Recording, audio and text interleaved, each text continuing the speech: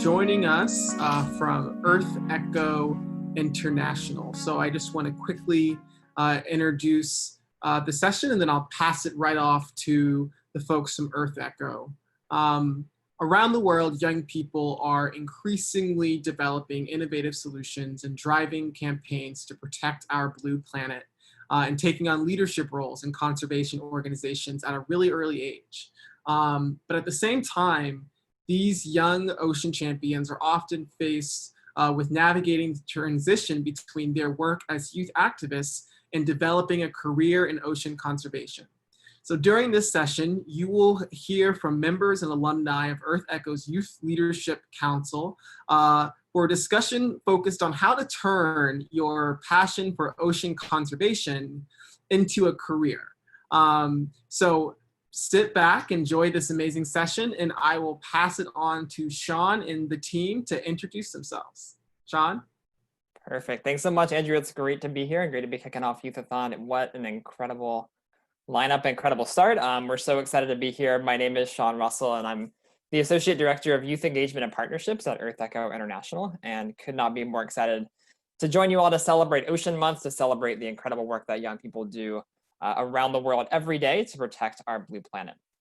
As Andrew mentioned, we are going to dive a little bit deeper into careers in conservation with a fantastic panel from our team at EarthEcho, our Youth Leadership Council members and alumni, over the next few minutes, and also want to make this an interactive session for all of you as well. So please, as you've heard, use that chat box, use the Q&A feature. We want to hear from you, what you're passionate about, what careers you might be interested in, as you heard when we kick things off today. No matter what career topic you might be going into as a young person, environmentalism, conservation, and protecting our ocean can always be a part of that as well.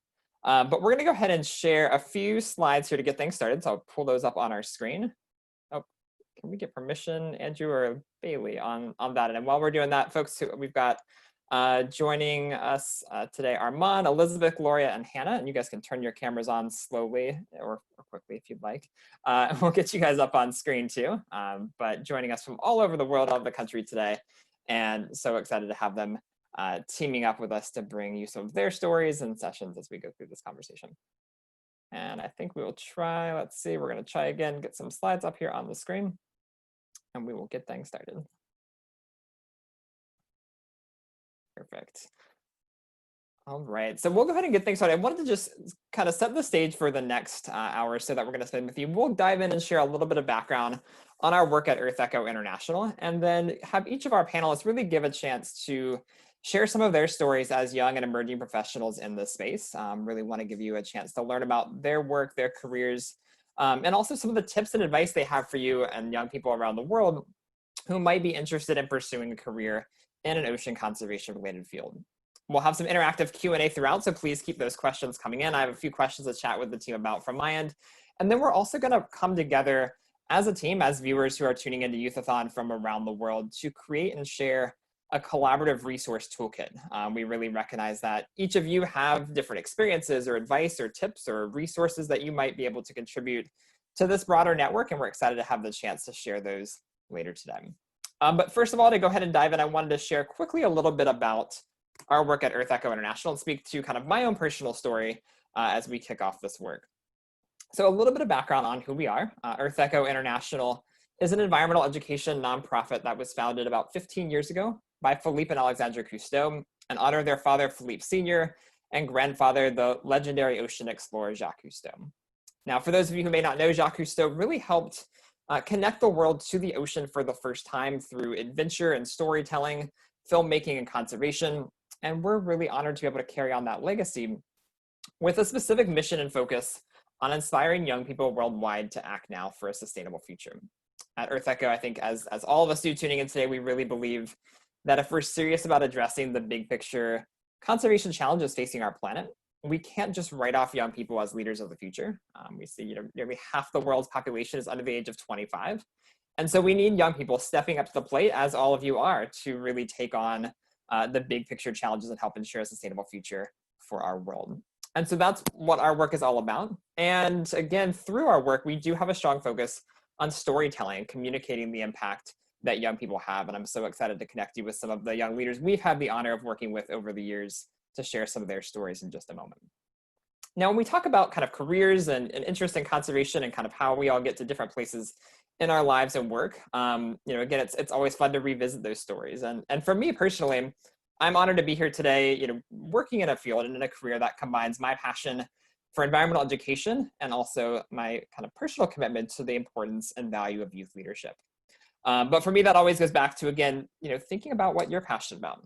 And for me, I found that passion, growing up, exploring the marine environments of my home state of Florida with my friends and family, just connecting to the outdoors. And I think throughout the presentation today, you'll see some common themes of connecting to nature, connecting to the ocean throughout all of our conversations. For me, that passion continued to grow when I joined a local 4-H club in Sarasota, Florida, and had the chance to start taking part in programs like the International Coastal Cleanup, some of you may have been involved in with the Ocean Conservancy, volunteering and giving back to my community and getting more involved in that conservation space. As I got older, I had a chance to take part in the high school internship program at Mote Marine Laboratory in Sarasota, Florida. And it was really this unique opportunity to start coming full circle, going first from participating in education and conservation programs to then being able to teach others and teach my peers and younger students about the importance of protecting our water planet. Through those programs, I started a project in high school focused on engaging young people in a fishing line recycling campaign across the country. And through this experience, it really opened my eyes to the power that young people have to take on big picture challenges when it comes to protecting the environment, specifically with a focus on solutions. And so building on all of that work, kind of what took me to kind of my career, my passion for this work, was launching a program called the Youth Ocean Conservation Summit, which we've been running now for about 10 years with Mote Marine Laboratory in Sarasota, Florida, and institutions across the country, designed to connect young people and give them the tools, resources, and funding needed to launch their own solutions-oriented conservation projects in their local community. And over the years, we've had thousands of young people come to this program. Young people kind of spread and take this initiative across the country, all really driven by their passion and enthusiasm for protecting our water planet. And so today, all those experiences led me to my current work and role at EarthEcho International, overseeing our global youth programs and providing resources and tools to help increase the capacity of young people to take action when it comes to protecting the environment. And one of those signature programs that we have at EarthEcho is our EarthEcho Youth Leadership Council. We really believe that if we're serious about addressing the big picture challenges facing our planet and engaging young people in that space, we really need youth voices driving that process. And so our Youth Leadership Council is really part of the culture of our organization.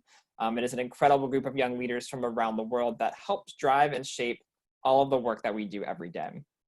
Through this opportunity, they also build a network of their peers around the world and have the chance to share ideas and resources as they further their own careers and passion in this space. And I'm so excited to connect you to several of them today. We're joined by Hannah, Gloria, Armand, and Elizabeth, all who are either current or former members of our Youth Leadership Council. And they're all at different stages of kind of their life, their schooling, their careers. And I'm really excited for them to share a little bit of kind of their stories, their background, and what led them into the work they're doing today, as well as some tips and advice they have for other young people who may want to follow in their footsteps. So I'm going to pass the mic off over to them, and so excited to dive a little bit deeper into their stories today. And we will kick things off with Elizabeth. And please remember, guys, to keep questions coming in. We'll get to those in a moment too. Hi everyone, I'm Elizabeth. A short recap of my life involved with the ocean. I'm originally from the suburbs of New York, so I did not grow up living close to the ocean at all, but for some reason I always felt really connected to it. And since I didn't have many opportunities to be involved, I decided to learn about it more on my own. I found myself watching the Blue Planet series and learning more about Jacques Cousteau, which I painted his quote on my bedroom wall, and reading Dr. Sylvia Earle's books. It was kind of like my own little hobby at first. But that all changed when I was 16 years old and went to Honduras for the first time because my mom is from there and I had family that I never met there. And when I was there, I learned how to scuba dive. And this to me was just like the holy grail of everything. I realized while I was underwater that I felt so at peace with the ocean, and that my ocean interest was not just a hobby, but I wanted to grow with it and I wanted to be a steward for the ocean. And so this really set like my moment of wanting to have a career path with marine science. And moving on, so in university, I started actually with a marine science degree, but I was not fond of all the heavy intense chemistry and math courses. So I switched to natural resource conservation while taking marine electives, and that worked out great for me. Overall, in my university experience, I had two programs that I was involved in that really helped shape my career path today. And that is the EarthEcho International Youth Leadership Council, which Sean just mentioned, being part of a group of young leaders who also wanted to learn more about how to build projects and help protect the ocean was really, really inspiring. And we were so lucky to meet Philippe Cousteau and his wife Ashlyn and receive storytelling advice from Brian Hughes, which is so, so important in this field to be able to share your passion and your knowledge with others in a relevant way. And the other is the Doris Duke Conservation Scholars Program. And this is actually a program that was part of University of Florida, but it's also in many different universities throughout the United States. It's for 2 years, and it focuses on diversity in the field of conservation. So you have 2 summer paid internships, and you learn about diversity in conservation, and you also have leadership training. And this to me was really such a beautiful experience, because I think that in science in general, it's very important to highlight diversity and to engage with other cultures within this field. So as I mentioned, I had 2 cool summer internships. The first was in the south of Florida, where I did lab work with microplastics. And the second was on the Florida Keys, where I was on a boat almost snorkeling every day with gaining new fieldwork experience. So they were both very, very different. One slide before, please. Yeah, they're both very, very different, but really helped me understand what I wanted to do in marine science. And outside of summer, I also used my passion to stay involved. So I was part of Surf Rider, where we held monthly beach cleanups and helped other students engage with the ocean. And I had cool classes with in Costa Rica, learning about ecotourism, and Cuba, marine ecosystems. So as you can see, I dived my feet in many different areas of marine science growing up. And in all of them, I realized from some of them what I wanted to continue and others what I did not want to continue. And I realized at the end that I really had an interest in bridging the gap between science and the public, but I still felt like I wanted to learn more and to see more of the world. So that's why I started a marine science degree in Europe, which I'm actually here right now in Spain. I'm part of this Erasmus Master Program, and we are a small cohort of about 30 people from around the world, from Brazil, Bangladesh, Australia. It's very international, and every semester we move to different countries. So I've lived in France, Spain, and Belgium, learning about marine science and learning about other cultures too. By the way, Erasmus has many different programs, not just for marine science. So if you're interested to continue your education while also traveling, they do offer scholarships for international students. So it's really possible, and it has been an amazing 2 years. I have 2 months left, and I'm really sad about it. And I'm currently doing my thesis, but it's been an incredible experience. So you can go to the next slide, please. So since I love learning about science communication, I thought, why not use my own social media to help bridge my own portfolio, my own portfolio to share with this. And if you're in this field, we're lucky to know so many things about the ocean, but it's quite surprising how many people don't have the general information about it. So I've been sharing tips and facts about the ocean in a way that's more exciting, because it's my passion, and I think it's really important to use your passion and use your voice for something good. And it's been a learning experience for me to better my communication and reach wider audiences. But at the same time, I'm sharing my passion with others, and that's really special to me. So as I said, I have 2 more months before I graduate, and I definitely feel more ready for the career world.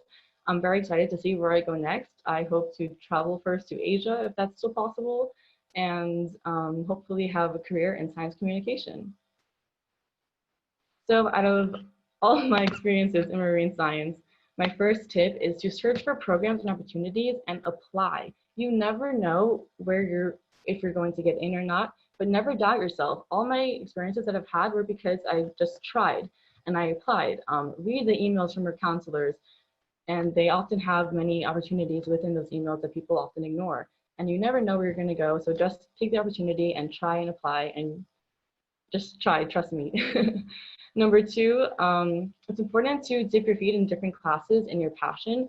I realized from my lab experience, my lab experiments research in Florida that I did not really like lab work, but it was a really good experience. So it's important to try different things to learn where you want to continue and where you don't want to continue.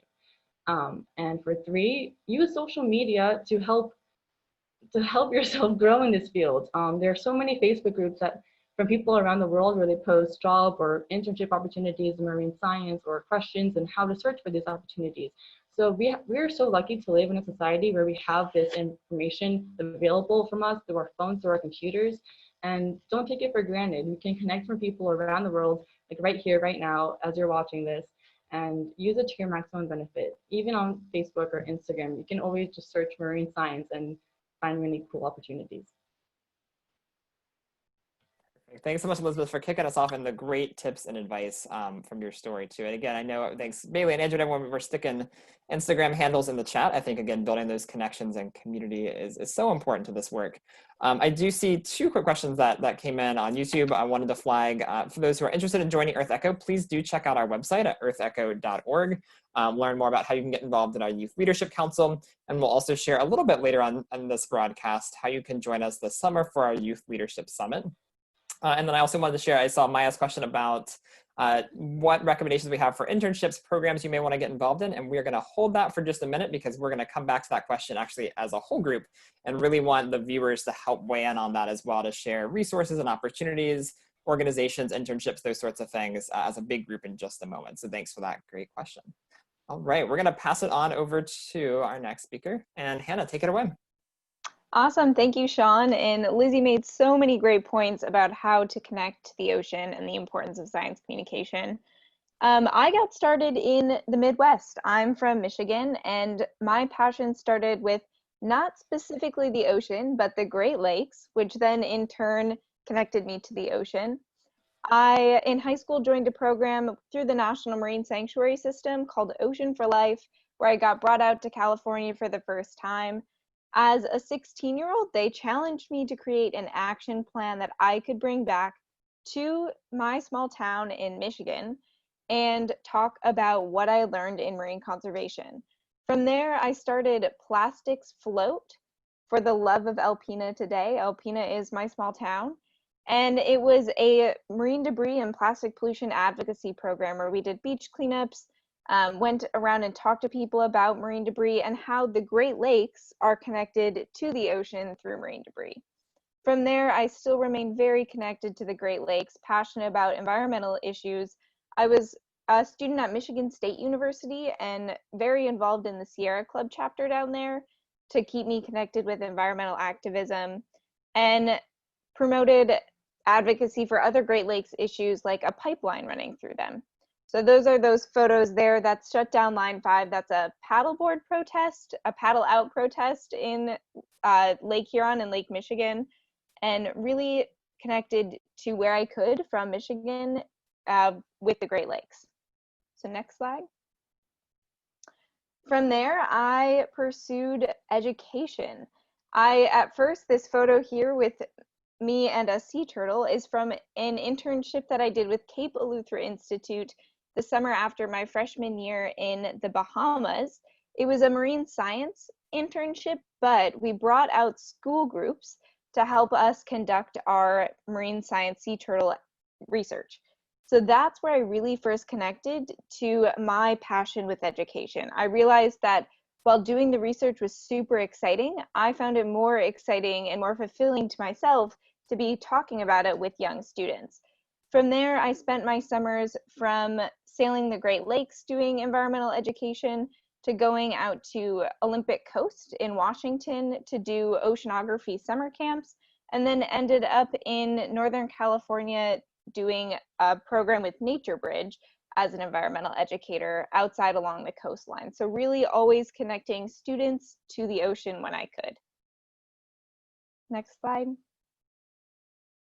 And throughout all of this, I found out about EarthEcho International. So I believe I was a sophomore in college maybe when I first applied to be on the Youth Leadership Council.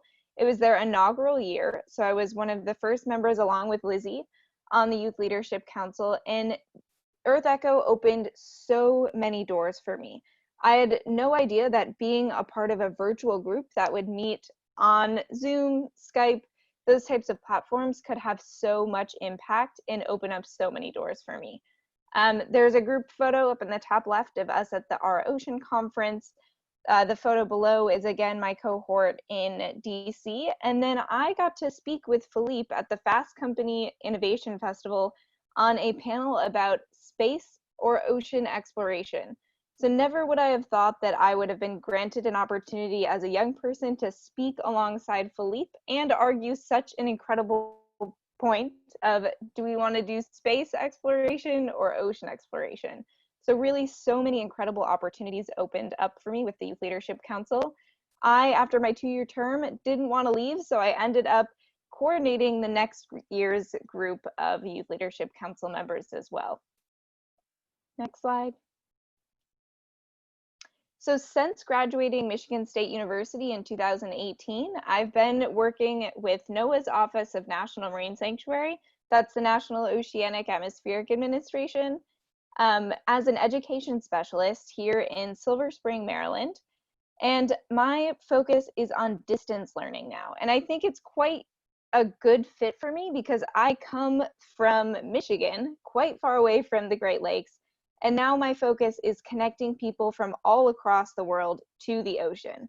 So through my position, I've been able to use resources like virtual reality, which you'll see in this photo, to bring national marine sanctuaries to people anywhere through the use of either a VR headset or VR videos on a cell phone or desktop computer. So that's been something I've been doing in my career that I'm very passionate about. Next slide. And then another part of this distance learning portfolio is telepresence exploration. Another thing that I'm super excited about is because we're bringing deep sea exploration to students in real time. Not only does this connect them to the ocean and the uniqueness and the vastness of the discoveries down there, but it teaches them all about the different careers that exist within ocean exploration. And the final thing that I do with distance learning is webinar series, bringing scientists, researchers, educators of all backgrounds to connect to students through platforms like we're doing today. So really trying to bring ocean opportunities to people that might not have access to go out to the ocean themselves and learn through different various forms of technology is the way that my career is headed right now with NOAA's Office of National Marine Sanctuaries. Next slide. Awesome. Yeah, and my tips and takeaways are find a mentor or many and stay connected.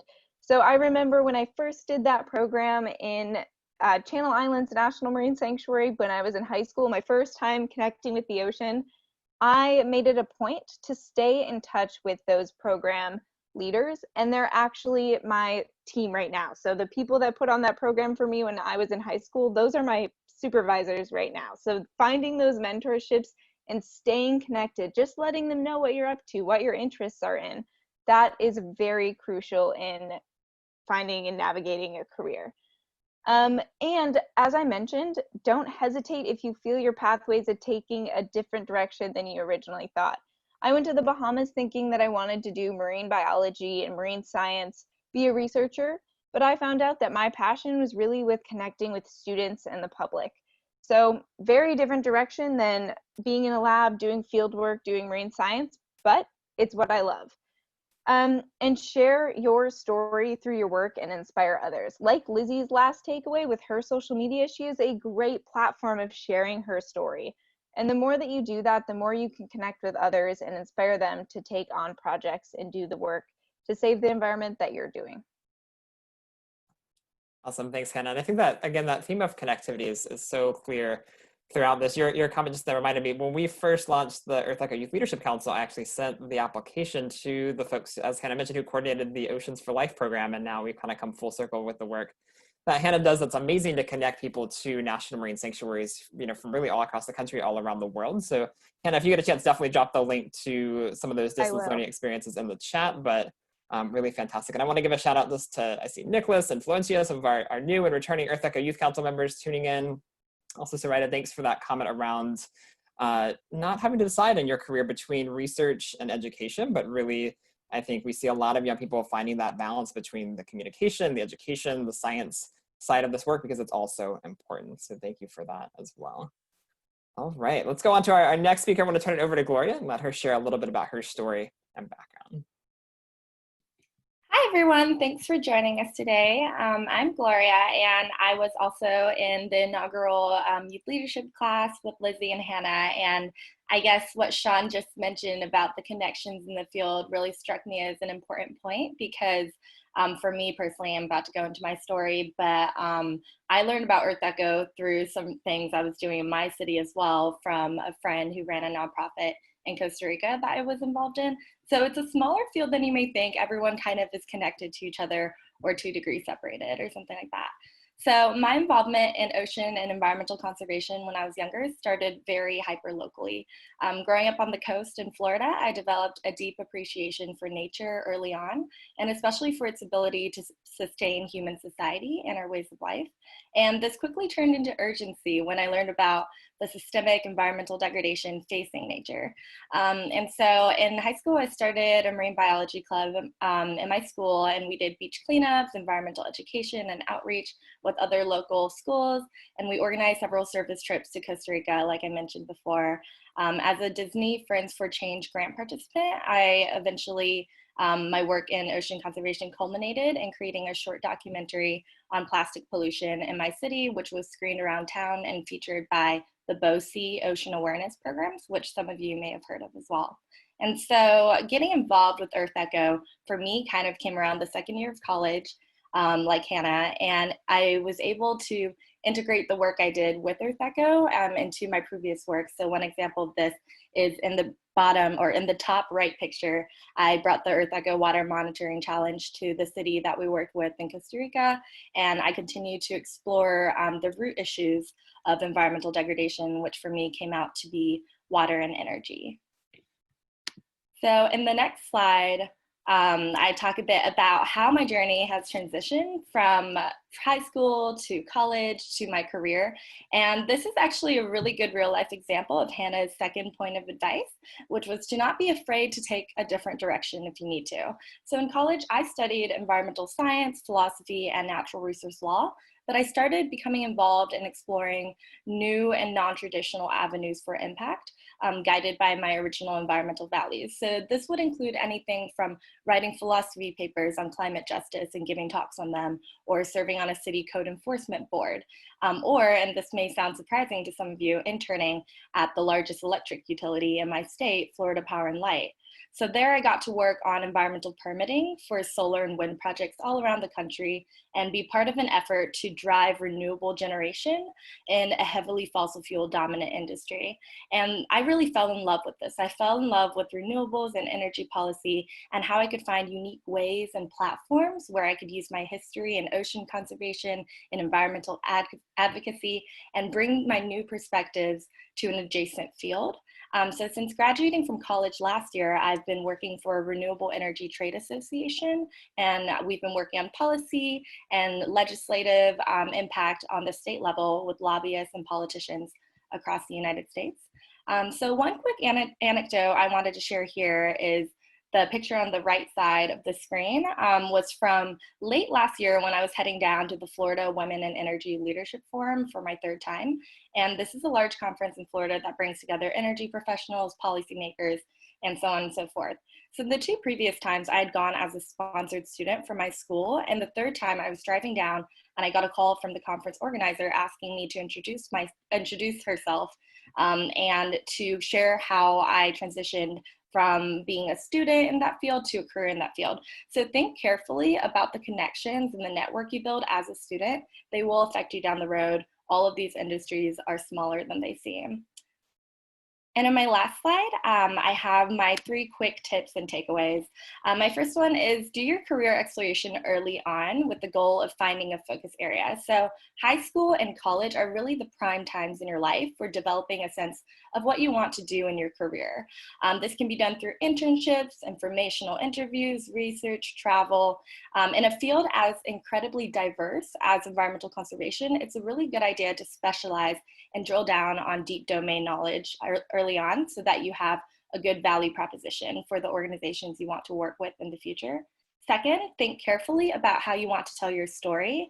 It's really easy to underestimate the importance and the difficulty of telling a story concisely that can, wrap up all the complex obstacles, relationships, successes that brought you to where you are today. So if you were talking to a stranger, they haven't known you, they don't know everything that you've gone through and all the evolution within your career path. So you have to be really intentional in building that narrative. Third and last, learn to listen and engage authentically with other people and their stories as well. This to me is probably the most important thing. Engaged listening is a skill that you should actively be cultivating throughout your life and throughout your career.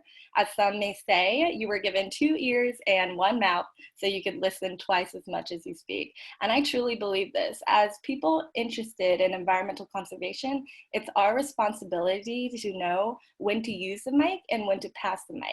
This is something I've always believed in strongly, because in the environmental field, we need to know when to empower someone else to tell their story.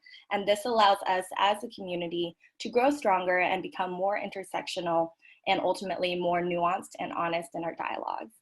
So thank you, and I'm looking forward to our dialogue later in this conversation. Awesome. Thanks so much, Gloria. I think that intentionality of listening and storytelling is such a powerful combination for all of us in this field too, whether it's kind of career-driven or just throughout the work that we do. And as some people have picked up in the comments, happy birthday to Gloria. We want to give Gloria a big shout out. It's her birthday today, and she's celebrating with us at Youth-A-Thon. So thanks for that, Gloria, and happy birthday. All right, we want to go on to our last speaker before we kind of dive into the interactive portion of the session. I'm going to turn it over to Armand to tell us a little bit about his work and story.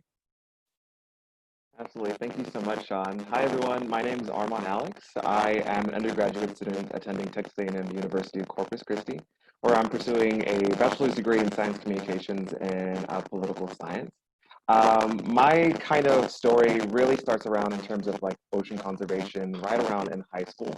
I was really involved in a lot of clubs back then. I really thrust myself into a bunch of leadership positions and a lot of these different clubs, and I'll tie this in a little bit later in my presentation here, but you can see here in this top left corner, like the drone club, for instance, we were able to take some really awesome aerial footage. And what I really wanted to try to encapsulate here was the fact that I was involved in a lot of different organizations ranging from club, and even not just within my high school, but also on my local level as well. So I also, at this time, right around junior year, I was able to get involved with an organization at our local aquarium called the Aqua Team program. This was basically an internship for high school students to start volunteering. And this is what really got me connected to professionals in the field of ocean conservation and research, and even in science communications as well. I was also able to meet a really awesome mentor by the name of Soraya, known as James. She was able to introduce me into the Youth Leadership Council that I would later on be introduced to Sean and Gloria and Elizabeth and Hannah and all these amazing people that have really been amazing mentors to someone as young as myself. That being said, even in high school, we were able to do, I was able to collaborate a STEM conference where we were able to bring in middle schoolers all from around our area, and on a side of town that usually doesn't have the most money going into it. And so we were able to pull all these middle schools together and show them what having a career in STEM looked like and the different facets and capacities that you can function in this big umbrella of STEM careers. I was also involved in the youth and government, and that was originally my plan for college, was to do political science. And that's antithetical now to what I'm doing, which is science communications, but they can kind of go hand in hand, or they really do, to be honest. And I was able to act as a lawyer, being able to fight for somebody. We were able to look at policies in terms of STEM policies and injustices there. And then at the top, that really big picture is my first step in introduction to the university which I'm at now. It's the Texas A&M University of Corpus Christi, where I was able to involve myself with volunteering for a research program they had with oysters, where they were able to take oyster shells from all of the local seafood restaurants and use those oyster shells to build artificial reefs that would help, decrease the amount of erosion happening to our shorelines, and that was really, really interesting for me. But what I really wanted to highlight here was the fact from taking my high school passions over into university actions. So you can move on over to the next slide, John. And Armand, actually, do you mind trying to unplug? You're coming through a little bit fuzzy. Do you mind unplugging your headphones and see if that? Yeah. See if we can fix that there. Now. Try it again.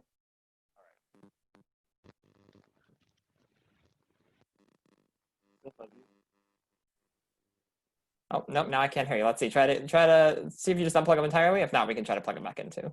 If I talk without them, can you hear me any better?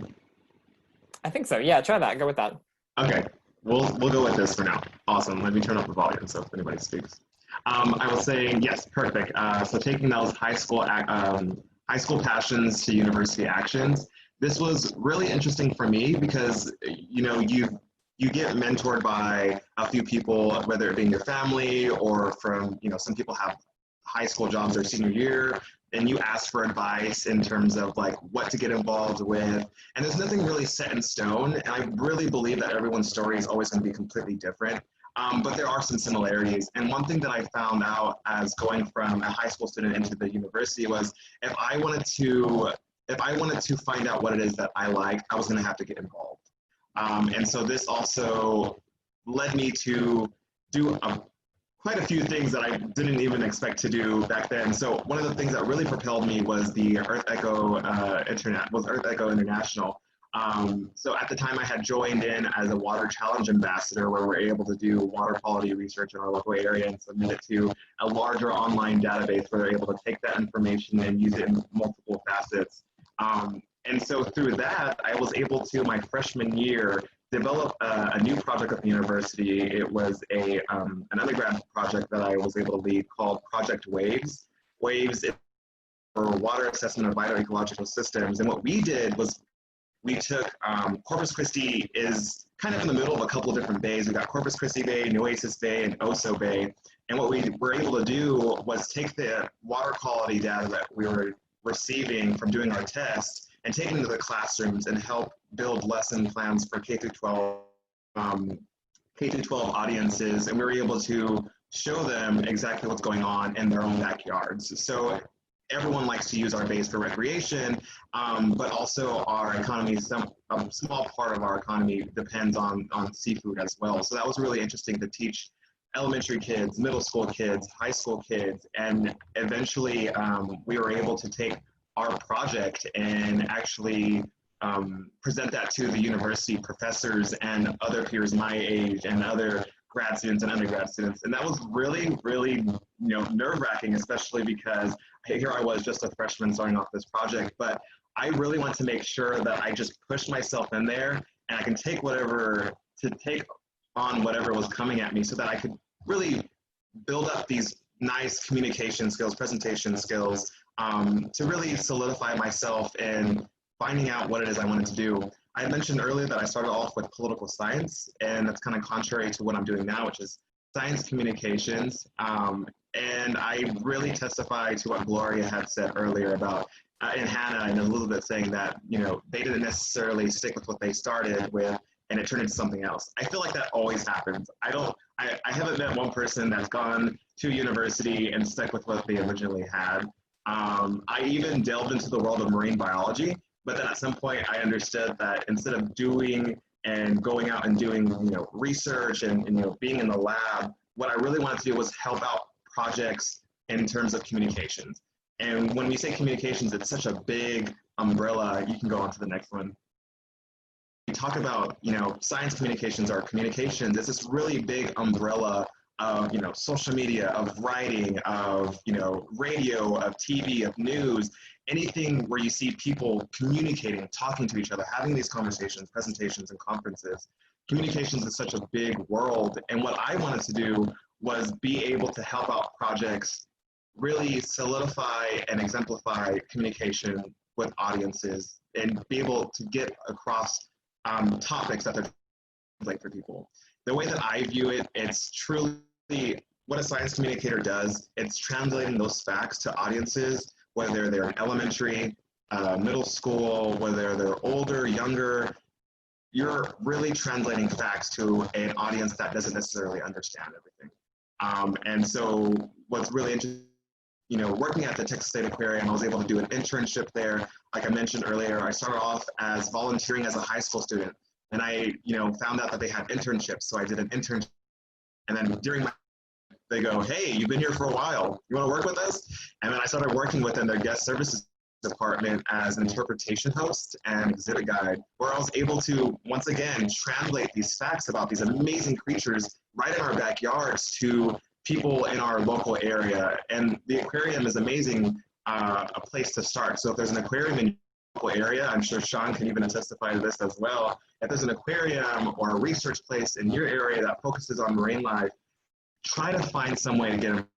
Email somebody. I know they have contact lists galore. So really try to get involved. And this comes to my advice to end my portion of the presentation. I would always say stay involved. Do what you're doing right now. If you're an audience member watching this presentation, thank you so much for staying involved. This is probably one of the biggest things just in terms of staying up to date. And I would say, you know, stay informed, staying up to date. It's interesting to see a lot of people focusing on what's going on in their local area. I would also look at what's going on statewide, national-wide, worldwide, because it's really cool to be able to focus on the local area, but being able to understand that there's a really big picture of we're a global community and not just a local community, and being able to piece these different ideas together to come out with a really big you know, solution to something. You know, you may have a problem going on in a local area, but somebody in a town right next door is probably going through that same thing. And if you guys were able to figure out that plan together, boom, you figured it out. I would also say stay curious. This is probably one of the biggest takeaways from my story, is being involved in so many different clubs, organizations within my high school and on a local level and a national level like EarthEcho International. I was able to figure out what I wanted to do. Staying curious led me to my career in science communications, my amateur career, I would say, in science communications. And lastly, it's don't be afraid to be a leader. No movement starts with, every movement starts with somebody taking a step, or taking a step with somebody. You can take a step together. So not being afraid to be a leader in anything that you want to do is really going to push you forward and prepare you for your career in the world, where you want to be able to stand out, or even, you know, pass the mic, like Gloria said, being able to pass the mic to, you know, somebody that needs to be able to share their voice. So don't be afraid to be a leader. And if you're watching this, thank you so much for coming on. And you guys are gonna do great. So thank you so much. Awesome, Armand. Thank you so much for those great kind of tips to close us out here. I think so important. I think that piece of involvement, again, as so many people mentioned already, this field is such a kind of tight-knit community, and getting your foot in the door, getting plugged in and staying connected and involved with the organizations that are doing the work you're passionate about is so important. And also just never being afraid to reach out to organizations. And that's what we're going to talk about in just a moment, but I do want to kind of wrap up the slide with just a couple of last things that you can stay connected with us and our team at EarthEcho. Again, please feel free to connect with us online at earthecho.org or give us a follow on social media at EarthEcho. Really want to use the next few minutes as a chance to expand your network. There are, as you've seen in the comments, amazing people from all different places around the world tuning in who have a shared passion for ocean conservation. So we want to use the last few minutes to get you all a little bit better connected and share some resources and opportunities. And then I do want to kind of highlight to encourage you all to mark your calendars for our EarthEcho Youth Leadership Summit this August 7th through the 8th. We'd love for you all to attend and be part of that. Details will be coming shortly again to earthecho.org and our social media channels and platforms, but please jot those dates on your calendar. We'd love for you to join us for that virtual event, which will connect young leaders from our network from around the world. So with that, I'm going to go ahead and stop sharing. We'll go back to the kind of full screen version here. I'm going to drop in the chat box, if we take a second here. We're going to drop in the chat box a document that we've started that we want you all to help contribute to. Again, we really recognize that each one of you brings different resources and ideas and organizations and connections to the table when it comes to building and broadening your network. And again, we've got some ideas, some tips we can share, and we can chat just a little bit here as we close out the last 10 minutes. But let's see, we're going to put this in for everybody. There we go. Drop that in the chat. Take a look at that Google Doc if you're watching on a computer, on a phone. Pull that up and you'll see there's a couple of different categories we've highlighted in there, whether that be organizations that you would recommend other young conservation leaders connect with, different events or programs that you would recommend people attend or be part of, and then also different kind of scholarships, opportunities, awards, things like that. Feel free to put the name of an opportunity that you might know of or an event or an organization. Feel free to drop a social media handle or a link in there as well. And we'll keep adding this throughout the day as well. We'll kind of get everybody's input and ideas. Andrew, Laura, Bailey, feel free to kind of keep popping this in if you'd like throughout, but we'll make sure to save at the end so everyone can get kind of the copy of this broader net of resources and tools. Again, we're all so much stronger connected and united, and we know that everyone here has so many different resources and ideas to bring to the table. So we've started that off with just a couple. Feel free to use this time to go in and add to that as well. And Andrew, if you don't mind dropping that in the YouTube chat as well, that would be great. So we'll take a minute, again, pull up that Google Doc, start adding in those ideas and suggestions. We'll make sure to get everyone that final version. But while we're doing that, we'll spend the last couple minutes kind of chatting here with our team and panel. If you guys have questions, feel free to drop those into the chat as well.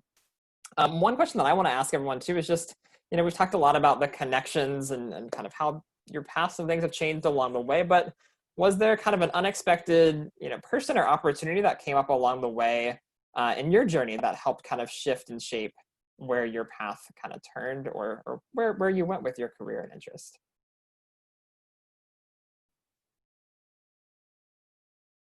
And any of you feel free to take that first though. I think I'll take a first stab at this, and I think that when I first noticed that my path turned, this is kind of a story. I was out on a research cruise in the Bahamas, and this was one of the times that we took out a local Bahamian school group with us, and the students had never swam in the ocean before, and they lived on this small Bahamian island called Eleuthera, and that to me was mind-blowing. But after a little bit of coercing them, teaching them that it's not something to necessarily be fearful of, that we were there to support them, that they had life vests on, all of that, their reaction when jumping in and seeing their initial connection with the ocean was the switch for me, that was more important for me to have more of those moments than for me to be collecting data in the field on sea turtles. So that was my unexpected moment of a switch for me.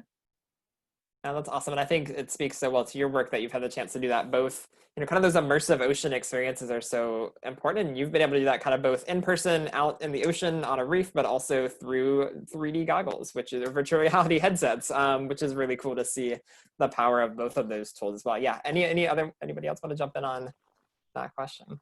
Yeah, I tell you this all the time, Sean, but I think truly it goes, there's just so much value within organizations, especially that are, focused around the youth. And for me, EarthEcho International is the biggest one. I mean, absolutely hands down. I'm not getting paid to say this. I'm absolutely honest, right? And so why I say that because they've been able to plug me into so many different opportunities, and they've done some gentle nudging here and there, and some awesome some reminders, but there is there's this kind of thing within the science world where everyone is closed into this little bubble, but what they're trying to do is connect the youth into that bubble as well at a really young age. And so Gloria, Hannah, and Elizabeth, we're all of these stories that connect to EarthEcho International. And for me, it's always going to be EarthEcho that truly just catapulted me into this amazing world of ocean conservation and science communication. They were really able to help me refine those skills as a communicator, to be able to help different audiences very, very young, and even on the university level. So for me, it's definitely going to be EarthEcho. And as a person, it's going to be Sarita James, who was able to mentor me as a really young student in high school and move over into college, and who still sticks with me to this day. So she's going to be an awesome mentor for me as well.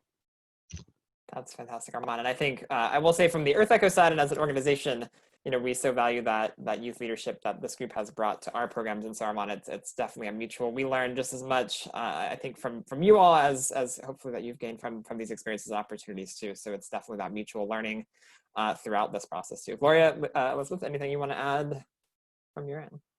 Yeah, I guess for me, I just have a quick story that just popped up in my head, and it kind of reminds me of just what we were talking about with connections and how one area of your life and one passion you might have may connect to the other in a way you would never ever expect. So a few years ago, I was in DC with several of the people on this call at the Our Ocean conference at the US State Department.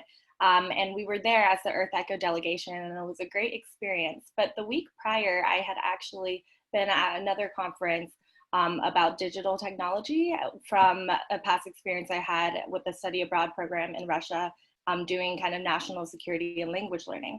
So this woman that I met and clicked with really well at the first conference turned out to have worked at the State Department at the second conference, the Ocean one.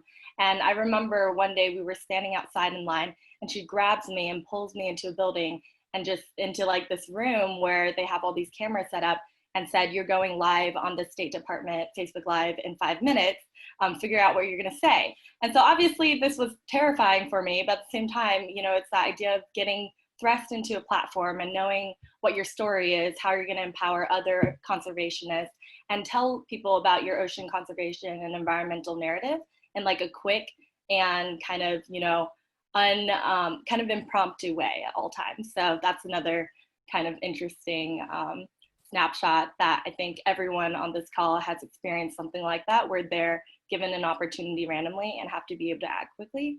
So yeah. That's a great point. Again, always kind of spending that time refining your own story too, and how you tell that in that succinct way that again inspires other people maybe to take action as well. Elizabeth, you want to add anything from your end?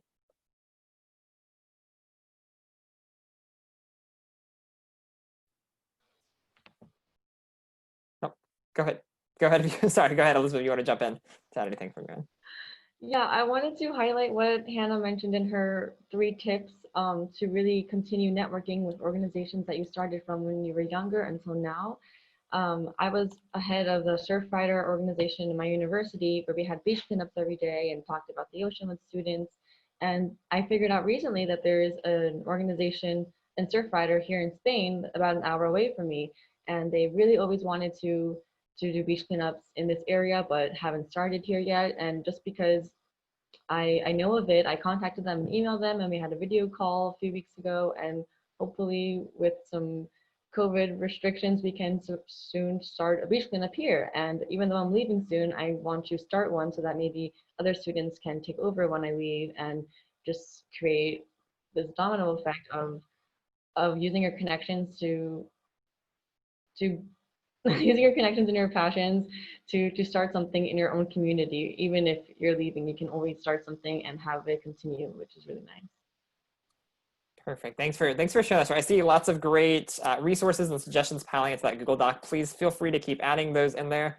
Thanks to the anonymous manatee who dropped my Instagram handle in there. Appreciate that. But again, feel free to keep adding those resources, tools. We'll make sure to share that with everyone at the end. And I know we are right toward the end of our time. So if we could go around real quick and maybe a sentence, what advice or what would you tell kind of your 14-year-old self? I know all of you guys kind of came into this with different passion and enthusiasm and connections to nature and the ocean, but what advice would you share with your 14-year-old self looking at careers in conservation? I would say look at those daunting applications and apply. You really cannot ever get an opportunity if you don't apply. And spending time and effort using your mentors, working on those opportunities and those applications will get you to where you want to be. So that's what I would tell my 14-year-old self, flustered that I didn't want to write a 500-word essay. Perfect. Come on, Gloria. Yeah, so for me, it would be keep in touch. It's very difficult when you move from one area of your life or even one city to another to keep your network strong and, remember your roots and where you came from. But for me, I think that is 100% the most important thing when you're growing as a person and as an environmentalist, to keep supporting those around you. And, the stronger your network is, the stronger you are. So. Excellent. Armand or Elizabeth, go ahead. I'm still on mute. Hi. I think I think it's really also important to try different things in this field, whether you think you'll like it or not. I know some people who recently started a class in programming and they love using the computer and they're really good at it. And you can use satellite data to learn about the ocean floor and ocean colors. And there's so many things that you don't know unless you try. I thought I wanted to work with microplastics in the lab, and as much as I love working with plastics, lab work is not really for me. And I'm happy to know that now before I start a career in that and end up hating it. So really try different things and you'll end up surprising yourself with new interests and passions. Great, awesome. Armand, close us out. What do you got? Yeah, absolutely. Thank you so much, Elizabeth. So I wish I could tell myself at a much younger age that continue or just try to find more opportunities for yourself. And like I mentioned before, is just stay curious. I wish that I had learned that my freshman year in high school to just throw myself into absolutely everything I can. You know, high school goes past in like such a short amount of time. It's just those 4 years. But I wish that from my freshman year, I would have gotten started in a lot of clubs and organizations because like I mentioned before, you're not going to know what it is that you like, that your interests, your passions are until you find them. And so the more opportunities that you give yourself to, put your feet into, you're going to be able to understand. And, it wasn't until my junior year that I started doing all these other clubs that, of course, I was able to be like, yeah, that's not good for me. Oh, that medical club, yeah, maybe the medical world isn't really nice for me. But I was able to find out that the science club was for me. The ocean club, that worked for me. Our communications debate team, those really stuck with me. And I was able to kind of shift through the things that I didn't want and I do want. And I wish I could have told myself back then just to stay curious and stay involved. I think that is the perfect note to wrap this up on. Thank you, Armand. Thank you, Elizabeth, Gloria, Hannah, for telling your stories. And a huge thanks to everyone tuning in today for your passion for the ocean. We're so honored to be here with you. Big thanks to Bailey and Andrew and Laura and the team at the Ocean Project for making this all happen. And this is just, what, are we on wrapping up hour 2? You guys have 22 hours to go of absolutely incredible content. So can't wait to see all of these amazing sessions. Keep adding your resources and ideas to that Google Doc. That's your space to learn, share, and connect, because that, as you heard, is so important to all of this work. But Andrew, I'll pass it back to you. Huge thanks, everyone, for letting us be part of this. We appreciate it. Thank you so much. And huge thanks to all of you for that advice. That was so much just excellent information packed into an hour. And I know that this Google Doc will be a great resource for people throughout this entire Youth-A-Thon session. And, for those of you watching, things like lift as you climb and always take advantage of the opportunities. It might sound cliche, but I can tell you, I can validate what was just shared as someone who is kind of early in their career. The most valuable asset that I have is the network and the friends that I've been able to build along the way, because it's together that we can kind of create the impact that we're trying to. So